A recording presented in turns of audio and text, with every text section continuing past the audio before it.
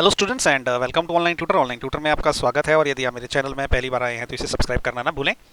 अभी हम लोग एक्सरसाइज 9.3 का क्वेश्चन नंबर 6 करेंगे और क्वेश्चन नंबर 6 में उन्होंने बोला है कि ABCD is a cyclic quadrilateral whose diagonals intersect at point E. Okay, एक डायग्राम बनाया मैंने, वो डायग्राम देख लीजिए। इसमें क्या, ये जो ABCD है ये एक साइक्लिक क्वाड्रिलेटरल है। साइक्लिक क्वाड्रिलेटरल होता है कि जिसके चारों जो कॉर्नर है ना वो एक सर्कल के ऊपर रहते हैं।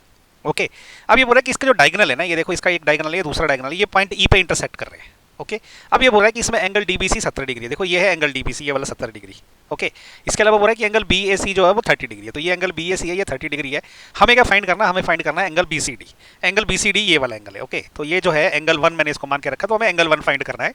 और नेक्स्ट ये बोल रहा है कि अगर AB और BC दोनों बराबर है, मतलब ये जो लाइन AB और ये जो लाइन BC अगर ये दोनों आपस में इक्वल है, तो हमें एंगल ECD भी फाइंड करना है। ECD कौन सा एंगल है आपका, ये ECD, ये जो है ना एंगल 2, ये हमें फाइंड करना है। तो हमारा फाइनल एम है हमें एंगल 1 और एंगल 2 ये दोनों फाइंड करने हैं। हम इसको कैसे करेंगे, सबसे पहले देखिए क्या है कि ये जो आर्क है ना, ये वाली आर्क, इस आर्क ने क्या किया है, इस आर्क ने यहाँ पे ये जो देखो ये वाला एंगल जिसको मैं अभी एंगल 3 बोल रहा हूँ, एंगल 3 भी इसी आर्क ने सबटेंड किया है।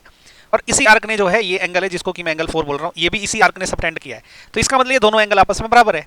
तो इसका मतलब क्या हो गया कि एंगल 4 जो है this is equal to angle 3। Okay, ऐसा लिखेंगे हम, एंगल इन सेम सेगमेंट, ये सेम सेगमेंट के एंगल है। ओके, और अगर आप डिटेल में बोलना चाहे तो ऐसा भी लिख सकते हो आप कि angle subtended bye arc BC। तो ये जो आर्क BC है इसने दोनों एंगल सबटेंड किए, इसलिए बराबर है। दोनों में से कोई सा भी एक रीजन लिखोगे तो चलेगा। तो यहां से देखो आपको एंगल 4 की वैल्यू मिल जाएगी। एंगल 4 की वैल्यू करेगी जितने एंगल 3 है। एंगल 3 कितना है, 30 डिग्री है। तो एंगल 4 कितना आ गया, 30 डिग्री। तो ये आ गया एंगल 4 की वैल्यू। अब इस एंगल 4 का यूज करके हम क्या करेंगे, हम ये एंगल 1 निकालेंगे। ओके, देखो कैसे, हम क्या करते हैं, ये ट्रायंगल लेंगे। कौन सा वाला ट्रायंगल, ट्रायंगल BCD। ओके, हम ऐसा लिखेंगे कि इन ट्रायंगल BCD, इस ट्रायंगल में क्या क्या है देखो। सबसे पहले ये वाला जो एंगल है जिसको कि मैं एंगल 5 बोलता हूँ, एंगल 5 प्लस एक दूसरा वाला एंगल है जिसको कि मैं एंगल 4 बोल रहा हूँ, जो मैंने अभी अभी निकाला है। ओके, प्लस तीसरा एंगल जो है पूरा का पूरा एंगल, एंगल 1 जो मुझे निकालना है, जो भी घूम रहा है।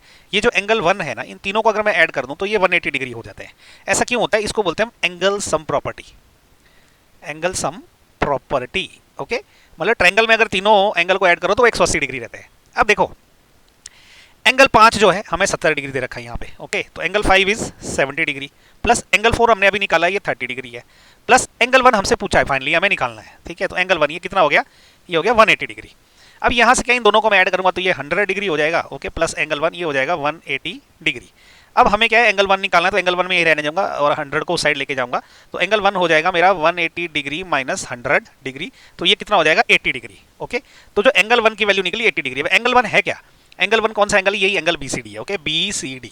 तो इसका मतलब क्या होगा कि एंगल BCD जो है ये किसके बराबर हो गया, 80 डिग्री के बराबर। ओके, तो ये आ गया मेरा आंसर। कौन सा वाला, फर्स्ट पार्ट का आंसर आ गया। अभी हम क्या करेंगे, अभी हमें जो है एंगल 2 भी निकालना बाकी है। उसके लिए मैं क्या करूंगा, ये पहले मैं हटा देता हूं। एंगल 2 डायरेक्ट नहीं निकल सकता, इसके लिए मैं क्या करूंगा ना, एक और ट्रायंगल लूंगा, ये वाला ट्रायंगल। ओके, ये है ट्रायंगल ABC। इसमें मैं क्या करूंगा कि इन ट्रायंगल ABC, अगेन इन्होंने क्या बोल के रखा है इस पर्टिकुलर ट्रायंगल में, इन्होंने बोला है कि ये जो देखो भुजा AB है, AB कौन सी, ये वाली भुजा है जो भी घूम रही है। ये भुजा AB जो है ये किसके बराबर है, ये BC के बराबर है। BC कौन सी भुजा है, ये जो अभी येलो कलर से हाईलाइट हुई। तो जब ये दोनों भुजाएं आपस में बराबर हो जाती है तो इनके अपोजिट एंगल भी बराबर हो जाते हैं। ओके, तो मैं ऐसा लिखूंगा यहाँ पे, इन ट्रायंगल ABC हमें क्या बोला गया है, हमें ये बोला गया है कि AB is equal to BC। ये क्या है, ये गिवन है। ओके, तो इसका मतलब इसके जो अपोजिट एंगल है, AB के अपोजिट कौन सा एंगल है, ये देखो एंगल 6 है। एंगल 6 मैंने इसको मान रखा है। ये एंगल 6 किसके बराबर रहेगा, इस एंगल 3 के बराबर रहेगा, है ना। तो ये रहेगा एंगल 3 के बराबर। तो यहाँ से क्या आ गया, जो एंगल 6 है ना वो कितना आ जाएगा, क्योंकि एंगल 3 को हमें पता है 30 डिग्री है, तो एंगल 6 आ गया 30 डिग्री। तो ये जो एंगल 6 जो है मैंने 30 डिग्री निकाल लिया। अब इसका यूज करके हम एंगल 2 निकालेंगे। तो मैं इसको यहाँ कर लेता हूँ। देखो अभी क्या है ना, ये जो एंगल 6 और एंगल 2 है, अगर मैं इन दोनों को ऐड कर दूं, ओके, तो मैं क्या करूंगा, पहले मैं हटा देता हूं हाईलाइट। अभी देखो ये जो एंगल 6 है जो घूम रहा है अभी, ये एंगल 6, ओके, प्लस दूसरा एंगल 2 जो मुझे निकालना है, अगर मैं इसको ऐड कर दूं ना तो ये किसके बराबर बनेगा, ये बनेगा इस पूरे एंगल 1 के बराबर, क्योंकि ये देखो इन दोनों को जब एडिशन करेंगे तो ये पूरा एंगल बन रहा है। तो ये एंगल 1 के बराबर हो गया। अब मुझे निकालना एंगल 2 है। ओके, एंगल 6 की वैल्यू मैंने यहाँ निकाल दी है, तो एंगल 6 क्या है, 30 डिग्री है, प्लस एंगल 2 मुझे निकालना है इज इक्वल टू एंगल 1 देखो मैंने यहाँ पे निकाल रखा हुआ है। Okay, 80 degree. तो ये 80 डिग्री के बराबर हो जाएगा। यहाँ से मैं क्या करूँगा, एंगल 2 यहीं रहने दूंगा, 30 को साइड ले जाऊंगा, तो ये आ जाएगा 80 डिग्री माइनस 30 डिग्री। ओके, तो एंगल 2 की जो वैल्यू है 80 में से 30 गया तो ये आ जाएगा 50 डिग्री।